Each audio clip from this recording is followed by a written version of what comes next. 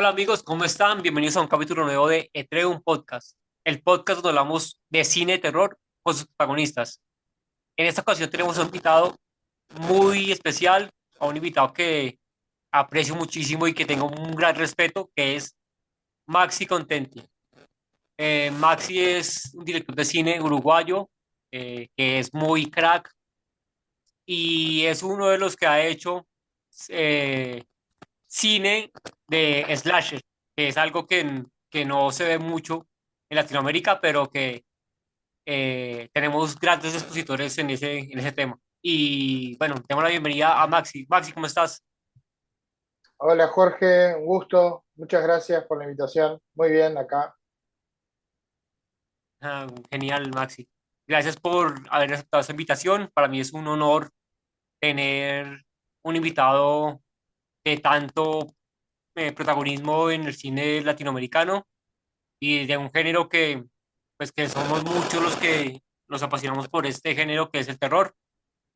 Y bueno, pues antes de iniciar como con el tema de primero de tu película, que es un gran exponente del terror latinoamericano, que es Al morir la matiné, que es un clásico de este género.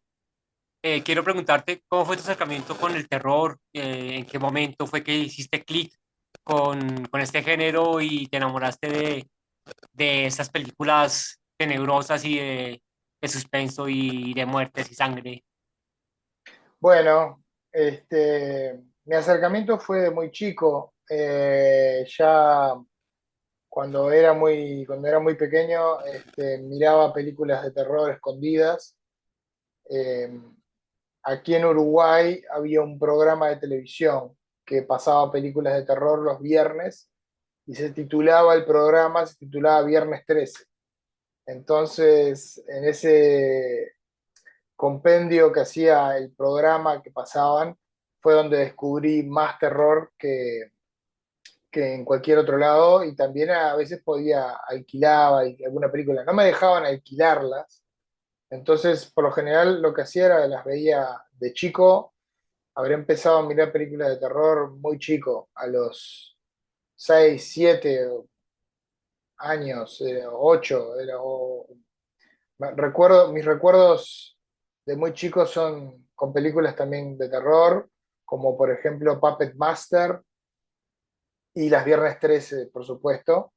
Las veía con un primo y después las comentábamos. También recuerdo en un momento cuando pasaron Aracnofobia, que nos llamábamos por teléfono porque la veíamos cada uno en su casa y comentábamos en los cortes comerciales. Entonces, la afinidad con el terror empezó muy temprano. No, yo creo que la mayoría de fans del terror empiezan ese acercamiento con este género desde muy chicos, así por casualidad de pronto, o sea, o por, digamos que esas ganas de ver ese género, sabiendo que a pesar pues, que no lo dejan a uno ver esas películas cuando uno es pequeño, no dirán, no, es cine de terror, mucha sangre, no pueden verlas. Y uno se da la maña para poder visualizar esas películas. Y hay unos clásicos que uno dice, esa película me hizo enamorar del género. Sin Y duda, sí, sí. Eso y la afinidad a querer ver cosas que no se supone que puedas ver. Había como una cuestión que te atrae de lo que es prohibido. sí, sí, lo prohibido es lo que más llama la atención. Eso sí es muy, muy cierto. Bueno, pues ya sé que eres un fanático de este género, pero yo quiero saber, digamos, bueno, eras un fan de que veía películas de terror, te alquilaba, bueno, en fin. Pero ¿cómo fue que tú cuando ya te metiste en ese mundo de hacer cine, dijiste, el género que yo quiero hacer es terror, no hay otra opción? ¿Cómo fue, digamos, que esa manera de tomar la decisión de hacer género, hacer terror, hacer suspenso? Sí, no hubo una decisión nunca de mi parte. Yo considero que dentro de lo que hago y todo, soy muy ecléctico dentro de todo, este, pero me salió muy naturalmente el terror, por lo que decía desde muy chico, pero también porque es un género que da un espacio mucho mayor a lo que es la experimentación audiovisual. Es un género que es el más viejo, es uno de los géneros más viejos que hay de cine y es el más internacional, el más lleno de fans, el que Ujú. más de alguna manera cruza fronteras. Y pero no por pensar en ninguna de estas cosas fue que hice terror. Terror surgió por una cuestión de supongo, de necesidad de contar historias que choquearan, que generaran emociones fuertes. Y eso lo tiene el terror, lo tiene el suspenso, lo tienen esos géneros. Pero después yo como realizador, como director, soy muy ecléctico. Hice muchos documentales, ahora voy a hacer una película que no es de terror. Es una comedia dramática, hice comedia, hice también terror y comedia. Algo que no mencioné fue que yo de muy chico me traumé con esto, con los gremlins. Me traumé con ellos. Sí, somos dos. Y entonces el terror y la comedia también los tenía muy presentes. La fusión enseguida la empecé como a ver. Y los dos cosas, la comedia y el terror, además, son como esta cosa de generar emociones fuertes. Este, son de generar cosas chocantes, extravagantes, son de romper fronteras. Y, y eso siempre me gustó. Entonces, fue muy natural lo de incursionar en terror, no fue algo decidido, fue algo muy natural y siempre lo veo de ese lado, siempre va a estar y siempre voy a estar volviendo de alguna manera, hasta cuando no haga una película de terror, a ciertos elementos del terror, porque es como algo que está naturalizado conmigo. O sea, es que es algo, y creo que a muchos que que hacen cine y digamos que les gusta mucho el terror, es como que está dentro de su ADN. O sea, sin pensarlo, dicen, vamos a hacer una película. Ah, hagamos una de terror, ¿qué tal si hacemos tal cosa? Y tal de una vez como que las ideas empiezan a fluir y empiezan a como ya a pensar en el género. O sea, es como si fuera una vaina, como si fuera una vaina del ADN que tienen los realizadores, pienso yo. Es como, igual los fans también eh, automáticamente como que dicen, ¿qué vamos a ver? Ah, veamos una de terror. Ay, sí, qué bacano, veamos una de terror. Entonces digamos como que está ya dentro de uno que uno se oriente más hacia ese género que a otros géneros. Igual digamos que a uno le puede gustar, como dices tú, le puede gustar el terror, le puede gustar también la comedia, le puede gustar los dramas, le puede gustar, no sé, lo sobrenatural, pero hay una afinidad mucho más grande hacia el terror. Y eso me lleva a la Es, siguiente es, pregunta. Dime. haz la siguiente pregunta, sí, sí. No, bueno, pues quería ya preguntarte por ese, ese éxito de la película que tanto disfrutamos los latinoamericanos, que igual como como dije en el capítulo anterior, hablando sobre cuando se echa la maldad, hay películas que, digamos, sin importar si son de Argentina, de Uruguay, de Colombia, de Brasil, uno dice que son películas latinoamericanas y uno como latinoamericano se siente muy orgulloso de esas películas y una de esas películas de las que yo me siento orgulloso y las que yo, digamos que he hecho como me inflo la camisa, es Al morir la matiné, que es tu película slasher que nos gusta muchísimo. Entonces quiero que hablemos sobre ella un poco, cómo fue esa, no sé, cómo llegaste a la idea de esa película, cómo se desarrolló, digamos que cosas que los fans quisiéramos saber sobre tu película. Bueno, primero muchas gracias, Jorge. Y me alegra mucho que la lleves así como algo que trae orgullo. Hay una parte de eso que yo me adhiero mucho a que es una película latinoamericana de terror y que es importante hacer el cine de tu región, de género también es muy importante que existan esos referentes. Eh, y eso tiene que ver con idioma, tiene que ver con región, tiene que ver con cuestiones culturales que solamente si la película es regional lo tiene. Entonces, nada, gracias por el comentario.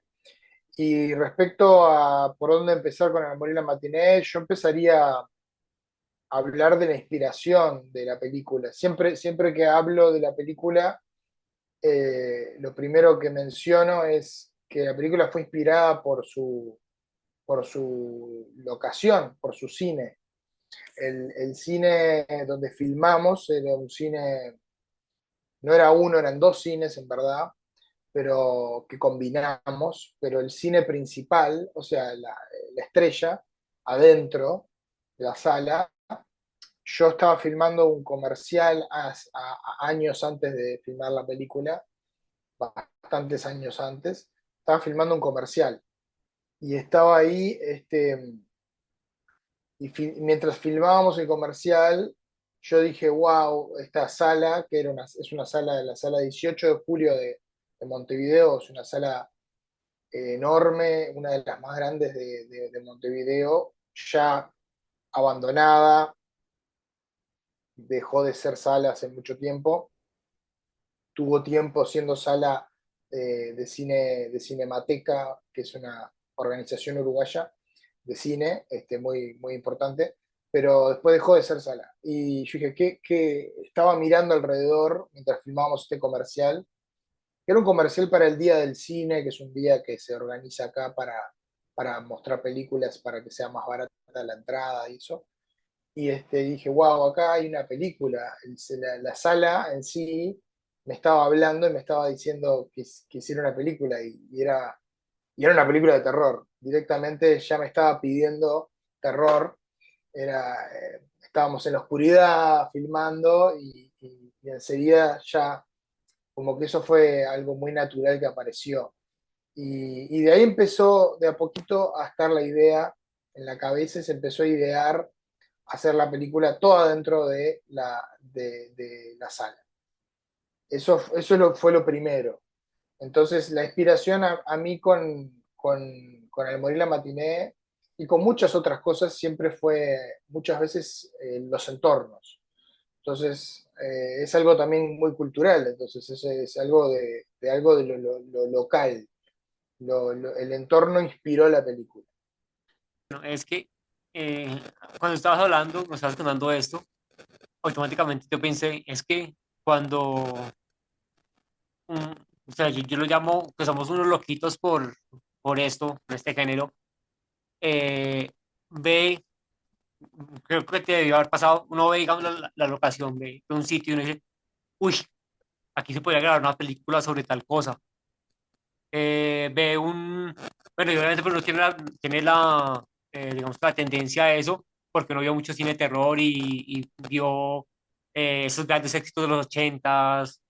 Entonces, uno automáticamente dice, uy, esta locación podría servir para una película sobre tal cosa. Porque te cuento una cosa, cuando yo estaba en Panamá, yo viví en Panamá 2 años, y en el edificio donde yo trabajaba, era un edificio así muy antiguo, sea, que las escaleras son así todas vueltas, nada, el ascensor es uno de esos ascensores muy antiguos. Y tenía ahí un amigo con el que empezamos a grabar cortometrajes y vimos el ascensor y, uy, aquí podemos grabar. una película, un cortometraje de terror. Y ahí fue que surgió. Entonces yo me imagino que así fue tu proceso para, digamos que empezar con la idea de Sí, Amolina Matiné. fue de esa manera fue que surgió el proceso y el guión también, porque luego fue como, primero estaba la locación y después dije, bueno, ¿qué película se puede contar en esta locación? Y de ahí se conectó con lo vivencial de mi infancia. Entonces, bueno, yo quiero esta sala cuando yo iba de chico y por eso hay un personaje que es un niño. Yo quiero esa época. Quiero la época en la cual la sala, yo iba y la sala estaba viva. Eh, Recorríamos la sala y decíamos, yo quiero una escena en esta parte de la sala, yo quiero una escena, descubríamos un recoveco, un espacio, yo quiero agregar algo que pase algo a través de esto y esto. Y así se fue construyendo. Hay otra sala que además también es muy importante, otra sala muy importante que increíblemente sigue siendo sala de cine, no dejó de ser sala de cine, que es el cine ópera, que por eso se llama ópera en la película. En la película se llama cine ópera porque filmamos en el cine grande y el cine ópera es la boletería, las escaleras, la entrada, y ese cine existe, la parte de la reja, todo eso. Y, y las dos locaciones fueron dando los puntos de la historia, narrativamente, gran parte de la historia. Una parte que ya la traía el guión y después era, bueno, ¿dónde encuentro esto para el guión? ¿Cómo encuentro esto ahora para el guión? Y lo buscaba en las salas. Y, y por suerte di con estas locaciones que funcionaban, pero eran muy inspiradores, eran prácticamente toda la película inspirada y pensada. Yo filmé antes, filmé un avance, preparé fotografías, muchas fotografías de la sala para pensar dónde iba después poner la cámara, dónde iba a filmar y qué escenas. Entonces, y esto no es algo que pasa solo con el terror, pasa en muchos casos pasa que una locación, un espacio inspira una película, no es solamente del género, Ujú. pero bueno, en este caso sí, la película, la sala es un personaje, la sala es un personaje como si fuera la mansión del Resplandor. Sí, sí, sí, sí, claro. Y además es que, ¿sabes que también que me evoca tu película? Pues como ya no existen esos cines, bueno, puede que todavía sigan, digamos que estén en el edificio, pero ya no, ya quedan muy poquitos cines como los que eran antes. Entonces, ver que la película fue grabada en un cine de esos y que evoca automáticamente cuando uno iba con la familia al cine a ver cualquier película. Y eso me parece también muy emocionante de la película, no solo de lo que es el guión y lo que pasa, que es brutal, sino también eso, lo que tú hablabas, que la locación es un elemento fundamental eh, para evocar cosas que uno diga, uy, eso me recuerda cuando iba con mi tía al cine, eh, no sé, eso me parece muy, muy genial de, de lo que se puede comunicar a través de una película, ¿no? Sí, sí, hay mucho de eso. Yo creo que donde yo más me enfoqué, principalmente donde más me enfoqué fue en la recreación de época. Y era donde yo estaba más como más entusiasmado. Estaba más entusiasmado en el viaje temporal y también en una cuestión, en un sentido narrativo. Por eso la película como que tiene un ritmo que al principio el ritmo es como lento y es con intención eso. La intención es también viajar al pasado a esos ritmos de ese tiempo que eran más lentos, que tenías más aire, más espacio, menos ruido, no había celulares, no había distracciones constantes, y había como una cuestión como eso, como una sala, y capaz que viste un día lluvioso, la sala vacía, y tenías como estos espacios de tiempo, como que también quise capturar un poco los años, de los noventas, y mi ciudad, y Montevideo, y el aburrimiento, y un poco esas cosas en la narrativa. A mí me entusiasmaba mucho el viaje temporal. Y eso es lo que creo que lo que notás que te hace acordar a cuando ibas a varias generaciones, dependiendo de la edad, a otras generaciones no, entonces les puede parecer muy aburrido, o les parece un viaje en el tiempo, entonces dicen, bueno, quedó como registrado una época de un mundo que ya no es, porque eso también, ahora ya no es así, o quedan las últimas formas de eso. Este, ya cuando hicimos la película, también fue la pandemia, cuando salió la película y eso hizo que aún más rápido desaparecieran más salas. Este, si ya estaban desapareciendo, se fueron yendo cada vez más rápido. Sí, y otra cosa importante de esta película en particular es el estilo que decides eh, para la película. Porque uno podría hacer una película de terror que sea como, digamos que de un género, dentro del mismo terror, que sea de una manera que sí, de las que casi siempre se hacen, pero dentro del terror hay varios subgéneros importantes como el slasher, el found footage, bueno, en fin. Y tú decidiste hacer un slasher que aquí en Latinoamérica pues no era tan frecuente ver una película slasher que fuera con el corte de nuestra región. Pues, eh, ¿cómo llegaste, digamos, a decir, bueno, vamos a hacerla con un asesino serial, con este tipo de cine de los ochentas que tanto nos gusta? Y también se fue dando muy, muy naturalmente todas las decisiones. Este, Cuando yo empecé a resolver el guión, que fue con el guionista Manuel Facal, yo, yo tenía la historia, la idea de la historia. Y juntos investigamos y enseguida va a ser un slasher. Va a ser un slasher de un asesino que encierra a todos en una sala. Este, Eso fue como el puntapié.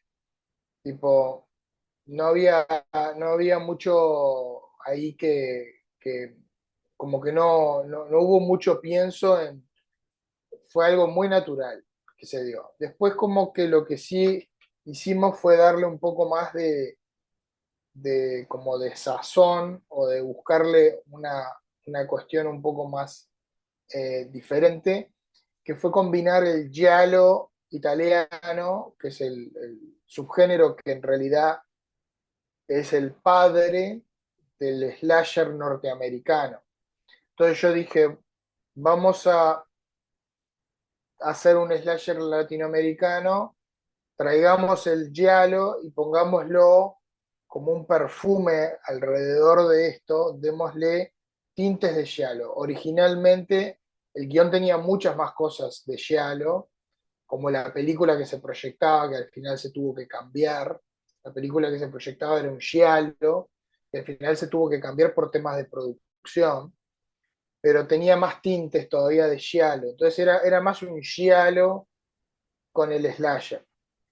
Al final lo que quedó fue como una fusión en lo visual, como lo que yo le llamo un perfume, una esencia de giallo. como de alguna manera como que el padre del slasher venía y se impregnaban.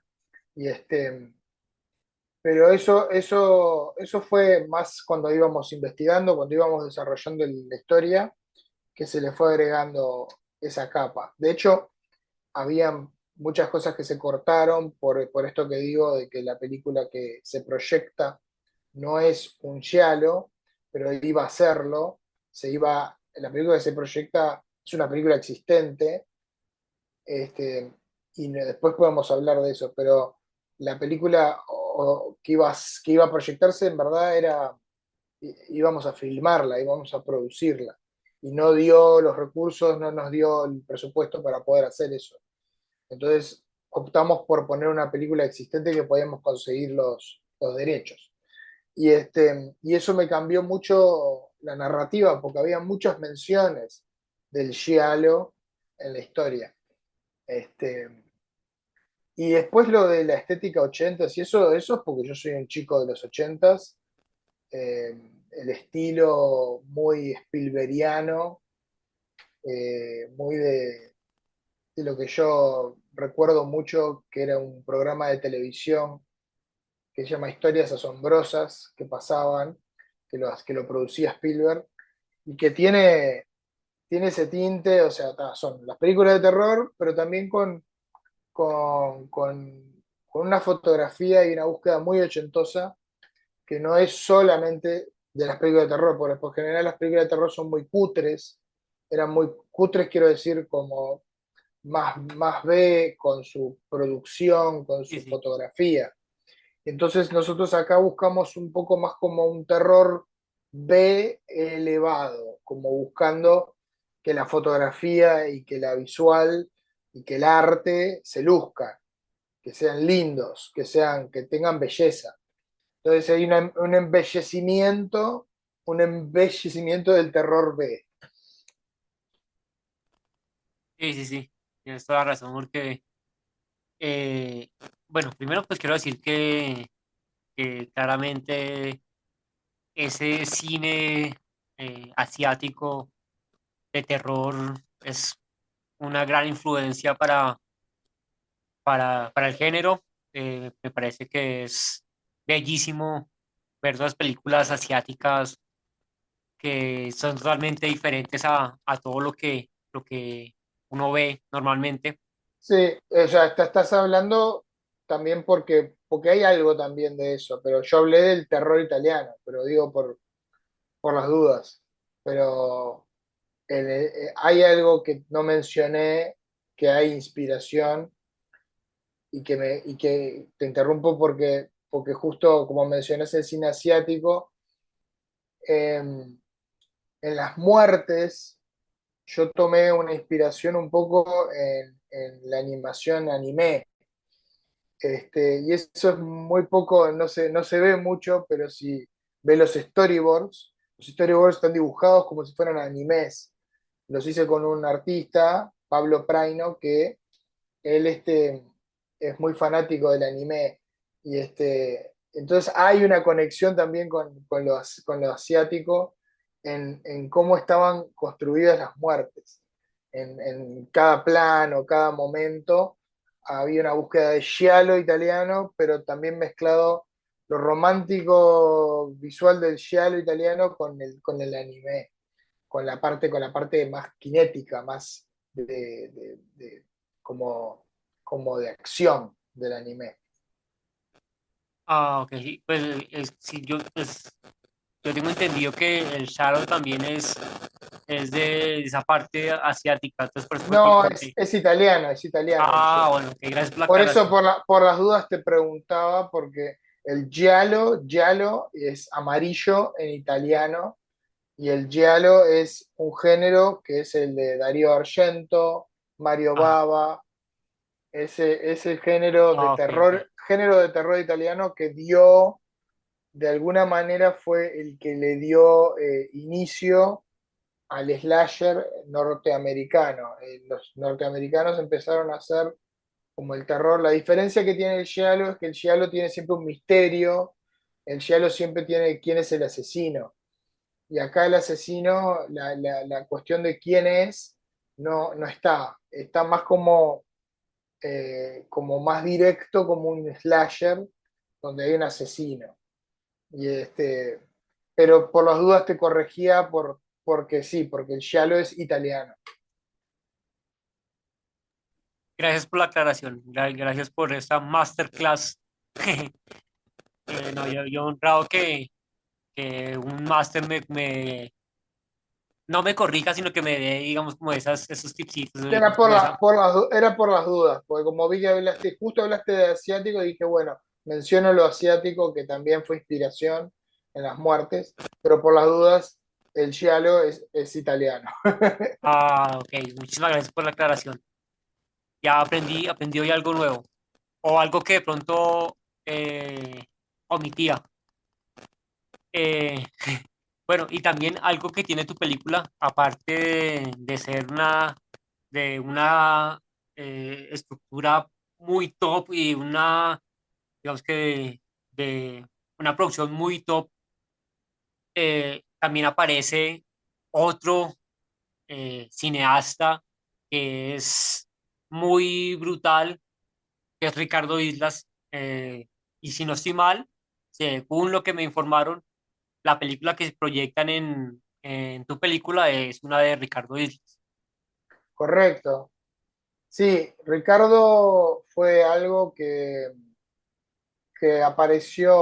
me apareció a mí como una inspiración muy rápido cuando leí la primera versión del guión. Yo leí la primera versión del guión y enseguida dije, el asesino es Ricardo Islas, porque, porque me apareció como una visión. No sé cómo explicarlo de otra forma. Y Pues yo te entiendo. muy tempranamente dije, es Ricardo Islas, se lo mencioné al guionista y me dijo, ah, pero él vive en Chicago, ¿cómo vas a hacer para traerlo, para que haga del asesino? Que no se le ve nada, que apenas se le ve al final quién es. Y yo dije, es Ricardo, es Ricardo.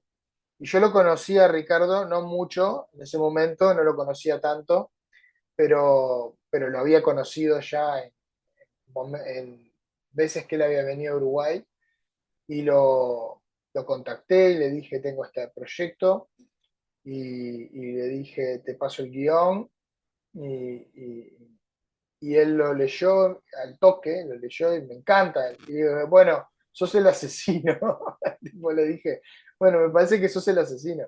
Y algo maravilloso que es la conexión de todo esto es que Ricardo después me confesó y hicimos una entrevista donde hablamos mucho para un DVD, para un Blu-ray que salió de la película en Inglaterra, y hay una entrevista que hablamos y que Ricardo me confiesa, me dice que él siempre, su sueño él siempre quiso ser el monstruo en la película.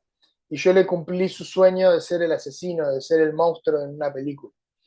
Entonces, que él se metió en las películas para ser Boris Karloff, para ser el monstruo. Y por eso empezó haciendo películas, porque él quería interpretar eso. Entonces le cumplí un sueño. Este, Después, por el lado de la película, adentro de la película que es de Ricardo, eso fue justamente por lo que mencionaba, de que se nos complicó conseguir financiamiento para filmar una película propia que se proyectara, porque eso implicaba una semana más de rodaje o unos días más y más dinero, y no tuvimos eso. Entonces tuvimos la posibilidad de poner unas películas. Iba a ser un giallo, íbamos a intentar poner una de Argento, por eso está el afiche de ópera de Argento, está ahí. Estábamos intentando conseguir los derechos de una película de terror italiana, pero cuando empezamos a tener este problema, Ricardo muy amablemente me dijo, Maxi, si llegas a tener algún problema, mi filmografía está a tu disposición por si alguna de esas películas que hice te sirve. y yo conociendo la filmografía de Ricardo, sabía que la Frankenstein de él me podía funcionar. Entonces la tenía como una opción. Y cuando llegó el momento de que no teníamos otras posibilidades de poner una película de terror italiano, porque al final eso no funcionó, y no sé si te acuerdas que durante la pandemia Italia se, se complicó mucho y estábamos en la pandemia, en la postproducción, cuando pasó. Entonces ahí fue que tomé la decisión de poner la película de Ricardo. Y adaptar, habíamos editado ya la película con otras películas varias veces. Este, y ahí reeditamos la película con la de Ricardo. Y la verdad que quedó muy bien, que combinan muy bien, pero hacen un anacronismo. Hacen un anacronismo, entre comillas, anacronismo. Hay un par de anacronismos que juega la película porque su película no es necesaria, es una película que parece como del 70, como si fuera de la Hammer, de la vieja productora Hammer, pero en verdad su película es del 2010, 2011, no es una película vieja, pero bueno, pero como combinaban, fue que la hice poner ahí, como si hubiese sido una película que salía en el 93. Entonces, o algo así. O que era una película vieja que estaban proyectando. Brutal, brutal esa historia. Porque digamos que yo ya he escuchado eh, este cuento porque en el festival Etreum el año pasado tuvimos una película de Ricardo, y tuve la posibilidad de hablar con la actriz que estuvo en la película de él y con otro amigo que sabe mucho de todas las curiosidades del cine latinoamericano, del cine colombiano, en fin. Y él me contó esta historia que en tu película había salido la película de Ricardo y me parece que yo que pude hablar con Ricardo también varias veces, sé que él es un tipo, un tipazo, él es siempre dispuesto a dialogar, como que la mejor vibra siempre, entonces me parece que, que ahí sí fue un golazo eh, haber tenido la posibilidad de Ricardo, no solo como actor, sino también de esa posibilidad de tener su película dentro de tu película, entonces me parece algo genial. Ricardo, eh, sobre todas las cosas, es un profesional, porque yo cuando lo castiñé, cuando dije que tenía que ser él el asesino, nadie me tomaba muy en serio los productores y todo. ¿Por qué? Si puede ser cualquiera, ¿por qué tiene que ser Ricardo? Y para mí era muy importante, era como crucial, era como el corazón de la película de alguna manera, y había algo simbólico de que fuese él, siendo el padre del cine de terror uruguayo. Entonces había como una conexión muy importante que tenía que traía a él. Entonces, una cosa que sucedió y que para mí fue brutal es que nosotros por la producción no teníamos mucho tiempo de ensayo y Ricardo venía de Estados Unidos y él llegó y más o menos a las 16 horas de haber llegado, él ya estaba en el set, ya estábamos filmando con él algo, sin ensayos. Entonces, fue algo impresionante lo que él hacía, enseguida en personaje, enseguida poniendo toda la energía. La verdad que lo de él fue brutal, porque yo me había jugado todo a eso y al final, bueno, tenía razón. Lo bueno fue que tenía razón. Ricardo era bárbaro y era exactamente lo que tenía que tener la película. O sea, fue una apuesta tuya que afortunadamente resultó, pero qué bueno que haya resultado y que realmente haya sido, digamos, de cierta manera, un homenaje a Ricardo, a su trayectoria, a su carrera, a su profesionalismo. Entonces me parece algo brutal, me parece una historia súper interesante que seguramente muchos fans de tu película no conocían y que van a conocer aquí en este podcast.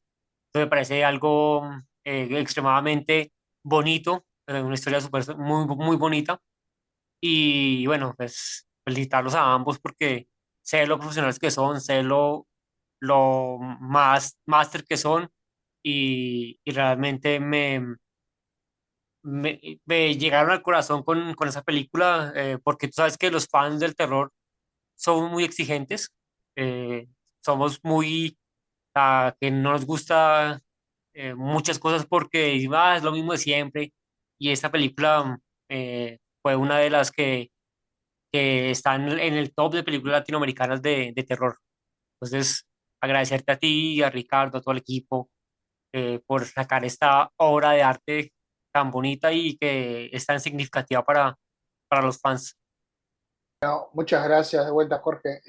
Para mí fue un placer compartir estas cosas y sin duda que sí, que fue un homenaje para Ricardo. Para mí fue muy importante que esas conexiones estuviesen en la película, porque la película homenajea al cine y como homenajea al cine también local y a la experiencia del cine, pero también la experiencia del cine local, había como una cosa donde tenía que homenajear también a alguien que fue el primero en lanzarse al agua en Uruguay, que tenía esta trayectoria y por suerte se pudo lograr eso. Te puedo contar también que, que eso capaz que está bueno para que los que estén escuchando lo sepan, que yo estoy hace ya bastante tiempo desarrollando una secuela de Al morir la matiné. Muy Este, brutal. ya hay un guión hace ya bastante, ya está en la tercera versión del guión, ya está el tercer borrador del guión. Este, no va por el lado que la gente piense que es una historia que continúa 6 años después, la historia con Ana, con los sobrevivientes, con Tomás, con el niño y con Ricardo que vuelve. Este, pero bueno, no puedo hablar mucho más, porque yo soy muy de spoilear al final y capaz que ya dije bastante. Pero está ahí cocinándose una secuela. Bueno, qué interesante que podamos ver una secuela de esta película, que no es fácil sacar una secuela de una película, eh, porque digamos que si la primera parte fue muy buena, posiblemente la segunda parte no tengan como tantas ideas o no sea tan clara la idea, pero digamos que espero que esta secuela de esta película sea de las que, digamos que borren esta idea de que las secuelas no son buenas, porque son muy poquitas las secuelas que uno dice, bueno, esta sí, por ejemplo, no sé, si tú Esa, ves, es afuera del cine, eso es lo que puedo decir. No es adentro del cine esta vez. El mundo se expande. bueno, Ahora, qué interesante. ahora vemos quién era el asesino, de dónde viene, todo el misterio, que eso es el único problema. Todo el misterio que carga la primera película, donde cada uno se hace su película con respecto a quién era este asesino. En la segunda se contestan todas las preguntas. O Ajá. sea, esa es la única cuestión, que tiene que soportar básicamente la pérdida del misterio de la primera. Entonces, Bueno, si querés, pero si querés quedarte con el misterio, solamente la primera lo tiene. En la segunda, la idea es responder todas esas preguntas que, que surgen. Entonces, termina siendo mi versión de esa historia. Porque para otros, el asesino es otra cosa. En la primera tenés un marco simbólico, en la segunda no lo tenés. En la segunda lo que tenés es el marco ya narrativo. Narrás y expandís el universo. Te cuento que Ricardo ya leyó el guión, le gustó mucho. Y, y bueno, yo estoy con otros proyectos. no hablamos de esos otros proyectos, estoy ahora, que a finales de este año lancé la película que se llama The Channeling, que es un fan footage, es un fan footage con documental, es un fan footage con terror cósmico, se le podría decir, ciencia ficción, y falso documental, Genial. de Channeling se llama. Estoy lanzando esa película este año en festivales y después estoy por hacer una película que es una comedia dramática que la voy a filmar a, ahora a principios de año, mayo, junio, que vengo desarrollando hace mucho tiempo, una comedia dramática, que no tiene no es de género, pero va a tener cosas de género como todo lo que hago, pero no es de terror. Me abro un poco más al cine, digamos, más tradicional, Claro. Es que uno no, pero sí, pero el desarrollo, lo que decía, que el desarrollo del Morir parte 2 este, está ahí, está latente. claro, y además que uno no debe como casarse con, pues uno como director no debe casarse con un solo género, porque pues tiene que uno ver diferentes puntos de vista de diferentes cosas, o sea, terror, no sé, que quiero hacer una Sí, película sí, de ciencia ficción, sí, sí, sí. la hago, que si quiero hacer de pronto una comedia romántica, También, la también, hago. también hago documentales y después de que al morir hice un documental de jazz, de música de jazz, sobre un club de jazz, porque mi padre era parte de ese club de jazz y bueno, fue un documental muy familiar y ahora estoy haciendo un documental que tiene que ver con mi abuela, que era una pintora. Entonces yo soy muy ecléctico en esas cosas. Soy muy fiel igual, voy a decir la verdad, que al género, no, bueno, The Channeling es género, no tiene sangre, Sí, no es de terror con sangre, es un fan footage, entonces no tiene sangre, tiene misterio, no tiene tanto shock, o bueno, no tiene tanto shock, no, tiene otro tipo de género de terror, un poco más de suspenso, más de misterio que de terror, pero yo nunca estoy lejos del género.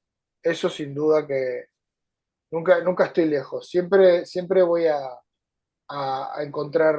encontrarme de vuelta, volviendo. sí, sí, sí. Así que, no, aunque haga ahora una comedia dramática, no piensen, bueno, ya no hace más. No, no. Siempre, hace un documental. No, no. Tranqui, tranqui que siempre vuelvo. Sí, sí, sí. Siempre voy a volver. Siempre hay alguna historia de terror. Los buenos hijos vuelven a casa, dice el dicho. Exacto, Aunque se exacto. alejen, vuelven de Aunque alguna manera. siempre hay que volver. Es importante. Sí, sí, sí, claro. Bueno, te quiero preguntarte, eh, hablando de slasher, ¿cuál es tu slasher favorito de todos los tiempos que tú la Ah, verías mil fa, veces? fa. Eh, Difícil, difícil la pregunta, eso sí, es muy eso difícil. sí. Yo no tengo favoritos. Por lo general tengo una lista de favoritos que son inmensa y no necesariamente en orden. No soy muy de hacer esas cosas porque me cambia y todo eso. Pero bueno, yo de chico era muy de la saga de Viernes 13. Eh, las cosas que más me impactaron a mí, sí, bueno, ahí tenés a Scream, estoy viendo en tu camiseta, tenés a todos. Este, Te va a ponerse a la de mí, gala hoy. a mí más que decirte favoritos, voy a decirte un poco mis impresiones, porque siempre todo lo parto desde la infancia. Tengo como una relación con el terror y lo que me impactó en la infancia. Entonces, Viernes 13, Viernes 13 la Ujú. primera, sin duda está en el top de las películas que más me asustaron. Este, sin duda Viernes 13.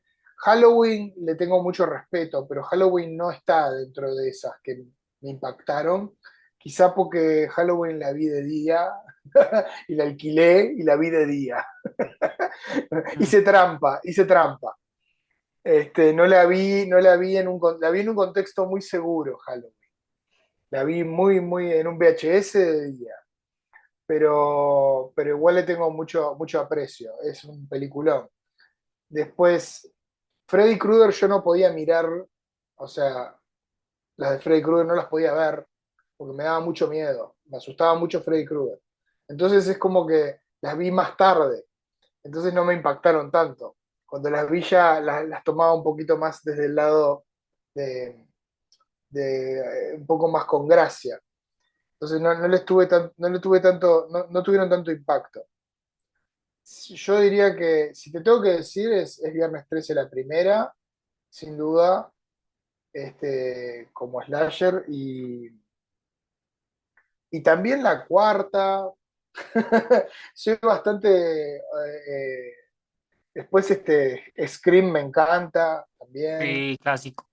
sin duda. Scream me encanta, pero ahí sí que con impacto, con todo, porque es una película que. La primera también. No soy mucho de las secuelas, pero bueno, después, pero excepto con Jason, a Jason le tengo un cariño especial. Este, y después, y también porque yo compartía eso con mi primo, yo veía mucho las películas de terror con mi primo o con un primo, que, que bueno, ahora justo la película que voy a hacer que no es de género, está inspirada también en cosas de mi primo, todo muy familiar, ¿no? Todo siempre muy Ujú, cercano. Pero bueno, por ahí lo dejaría, porque mirá, lo que sí te puedo decir es que en Letterboxd, en el canal de Letterboxd, en la página web, sí, me pidieron que hiciera un listado hace un tiempo. Lo pueden encontrar buscando mi nombre, buscando por Maximiliano Contenti o por Maxi Contenti. Aparece un listado de mis películas que me traumaron de la infancia. Está bueno porque hice un listado bastante grande de mis grandes hitos. Hay unos cuantos slashers, pero hay varias películas que me traumaron que no son slashers. Este, no sé si poner como slasher a Puppet Master. Puppet Master no lo conocen mucha gente por aquí. Es una película de muñecos chiquitos, aterradores, eh, parecidos a los pequeños monstruos como los gremlins, pero son muñecos, títeres, y tiene una lógica de slasher la película, porque van matando los muñecos. Pero también fue algo que me traumatizó muy de chico. Entonces, no hay lo que diría yo como con Scream, una cuestión que pueda decir, bueno, además de que es una película que yo llevo conmigo, es una gran película, es una realización, es como The Shining, como El Resplandor, es una sí, película que también la avalo como de producción, de nivel de producción. Las de Jason tampoco las avalo mucho, pero son como las que más me impactaron. Jason en Nueva York, todo eso me impactó bastante. Entonces, pero no son grandes películas en lo que es el diseño de producción de la película. porque mira que a mí me pasa algo con, por ejemplo, con la de Freddy Krueger, la primera. Eh, resulta que Sí, sí. Yo con no las Viernes, podía ver. Yo no podía ver a Freddy Krueger porque me daba mucho miedo. sí, es que es un personaje muy horroroso, pero mira que, por ejemplo, con la de Viernes 13, con la de Halloween, uno sabe que para la época fue muy impresionante, pero tú la ves ahorita, bueno, la primera de Viernes 13, por ejemplo, y tú dices, bueno, no es tanto, pero pues para la época era muy buena. Claro, claro, claro, claro. Este, La otra, sí, ibas a decir algo más. No, porque Sí, pues, iba a mencionar a Pennywise y It. sí, sí, sí. Tampoco no lo podía ni ver. No podía ni siquiera ver el afiche. No podía ver el póster, Sí, porque es que, me daba mucho miedo. Entonces estuve sí, mucho tiempo sin ver la película. Y la veía de a pedazos cuando la pasaban en televisión y la sacaba. Y yo le tenía un terror brutal, brutal a It, a Pennywise. No es un slasher, pero es un slasher. O sí, sea, sí, sí, sí, la lógica es que va uno por uno. Es un poquito así. Se los va comiendo. sí. Este, a mí me aterraba tanto que no lo podía ver.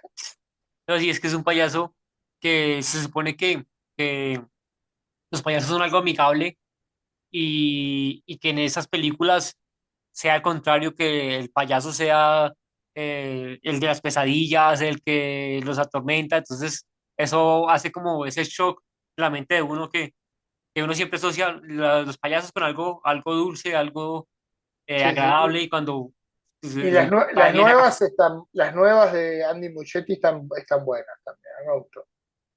Parece que Pero hizo un buen trabajo. lo que yo te iba a decir antes es que con la de eh, Pesadilla, que Sí, yo volví a ver hace poco la primera parte, me causó que había durado mucho tiempo sin verla y la volví a ver y yo, uy, qué película tan, tan buena. O sea, sí, sí, esa sí. sí que no Es ha que pasado los años, no se le ve como el... está, pero eso es porque está detrás un director. Está Wes Craven. Sí, sí, sí, Es por que se eso, nota. es por eso. Y se nota. Y se nota cuando está eso. En las de Jason no es así. No es así. Este, y te das cuenta que hay menos amor, menos cuidado en la realización. Entonces, en la primera, en Pesadilla en Elm Street, Nightmare on Elm Street, eh, sin duda es como, ¡pah! Como que hay un trabajo brutal detrás de toda la mitología. Se nota cuando un director es un director top. Hay una película de él que no es tan conocida, que a mí me traumó de chico. Se llama La serpiente y el arco iris. Ah, la buscaré La para verla. serpiente y el arco iris. Y es una película, ahora, entre uno de los proyectos que vengo desarrollando de terror, que tengo también desarrollando además del Morir 2, tengo una película que estoy desarrollando que no puedo contar mucha cosa, pero tiene inspiración en esa película.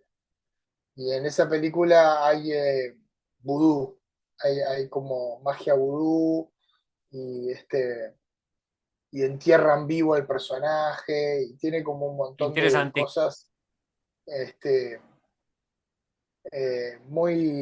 que bueno, también fue una de esas películas que agarré en televisión y me la pude ver y ahí me quedó para siempre.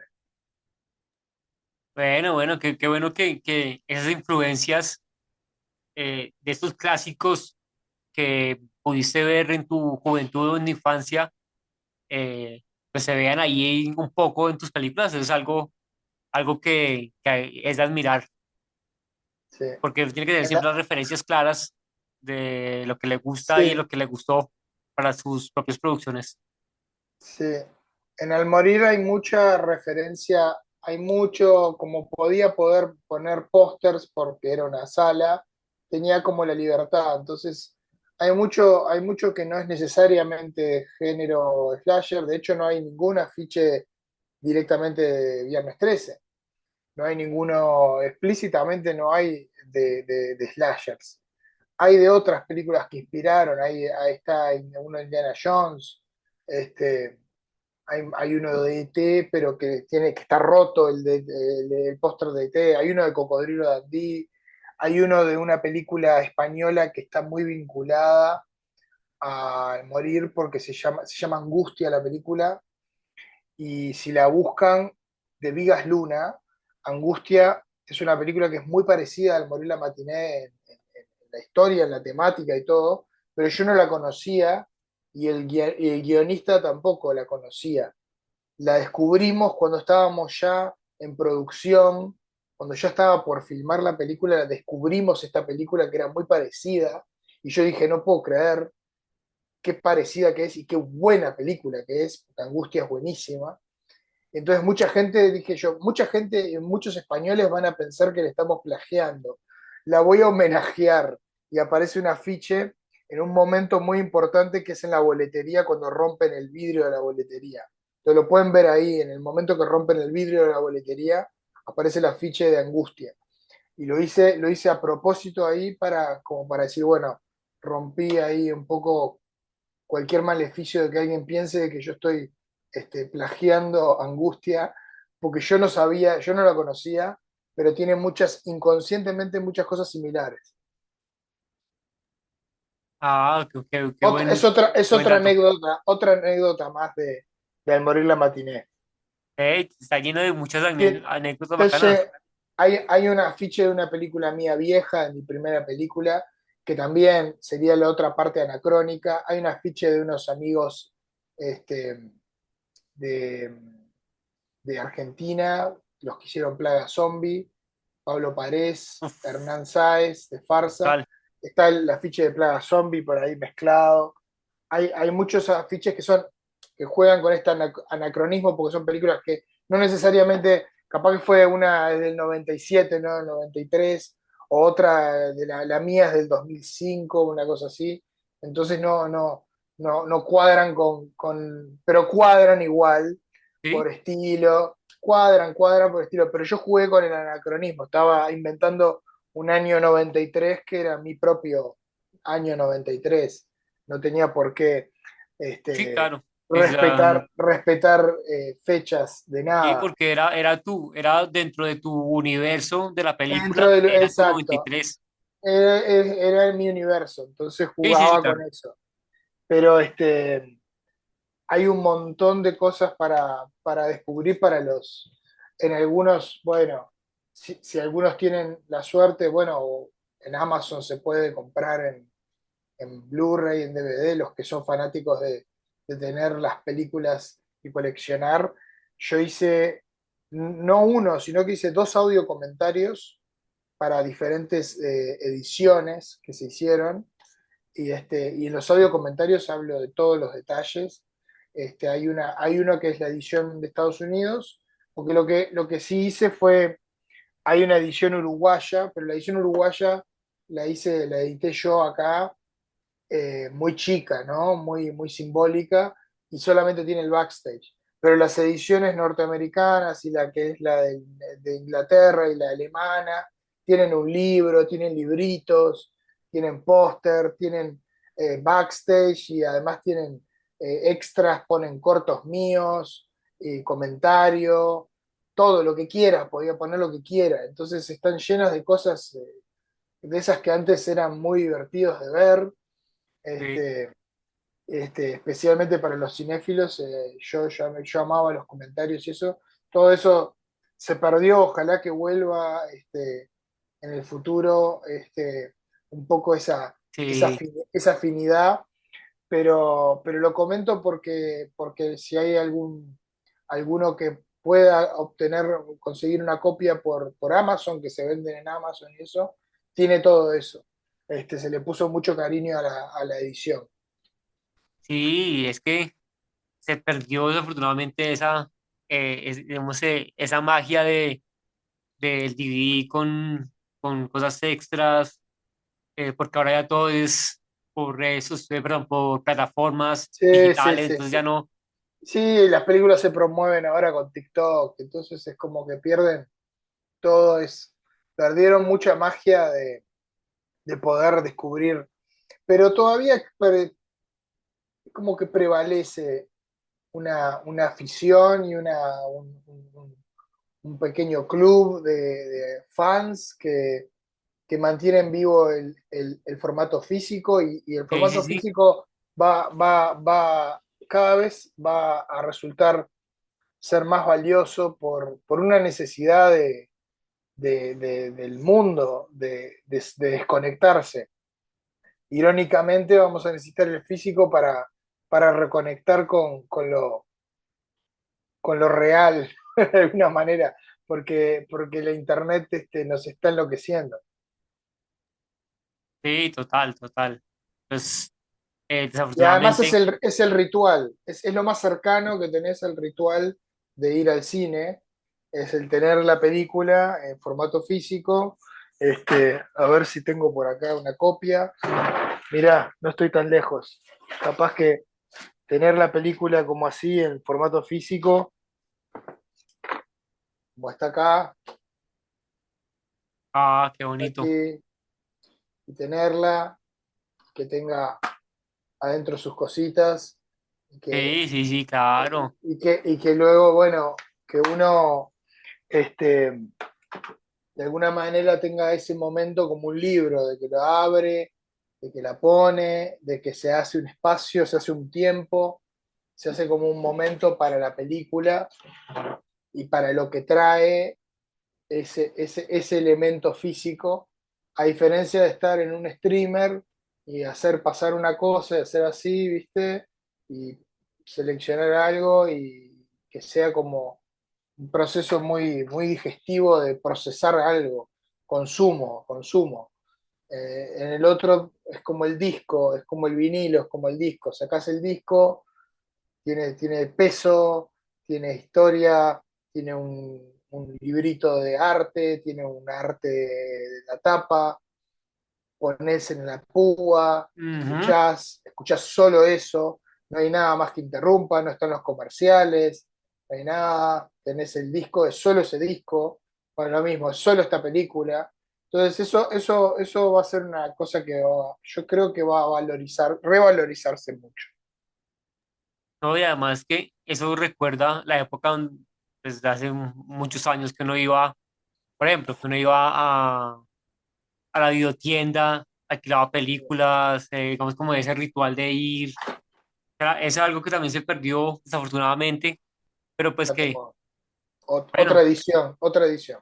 que puede ser, digamos así, con ya no como ese ritual de ir a la videotienda a alquilar las películas, sino de pronto tener ese ritual de adquirir las películas físicas, poderlas tener ahí como de colección. Yo tengo varias películas ahí dentro de mi colección, que es una colección pequeña, pero pues tengo las de Volver al Futuro, tengo las de El Padrino, tengo Psicosis, tengo em, Nosferatu.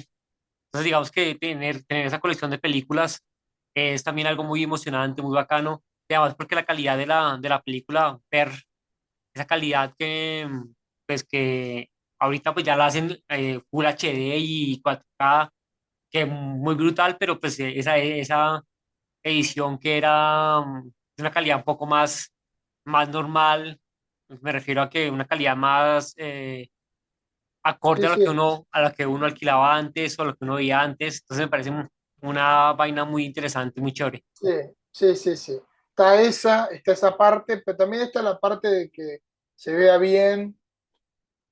Entonces, a mí me pasó muy loco, pero la edición alemana trae el DVD y el Blu-ray. Y eso lo hicieron también en Estados Unidos. Sacaron la edición DVD y Blu-ray, pero había una edición que era libro que trae los dos, para el que quiera verla en DVD y el que quiera verla en Blu-ray.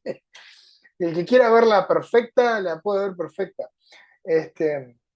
Lo importante es que haya como esta cuestión de respeto y de apreciación.